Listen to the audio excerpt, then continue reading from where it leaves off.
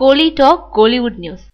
மருத்துவ பரிசோதனைக்காக ரஜினி மீண்டும் அமெரிக்கா பயணம். தமிழ் சினிமாவோட சூப்பர் ஸ்டாரா வலம் வரவர் நடிகர் ரஜினிகாந்த்.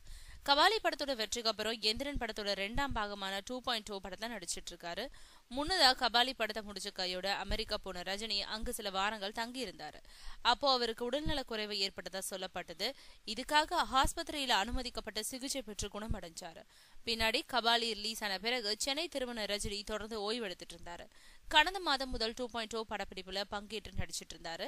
இந்த நிலையில ரஜினிகாந்த் மீண்டும் அமெரிக்கா புறப்பட்டு போயிருக்காரு. மருத்துவ சிகிச்சைக்காக அவர் அமெரிக்கா போயிருக்கிறதா சொல்லப்படுது. சில நாட்களுக்கு முன்னாடியே அவர் அமெரிக்கா போயிட்டாரு. ஆனா இப்போதான் அவர் எங்க போயிருக்காருன்ற தகவல் வெளிவந்திருக்கு. அமெரிக்காவில சில நாட்கள் சிகிச்சை எடுத்துக்கிட்ட பின்னாடி சென்னை திரும்ப இருக்கும் ரஜினி அதுக்கப்புறம் தொடர்ந்து 2.0 படப்பிடிப்புல பங்கேற்பார்னு தெரியுது.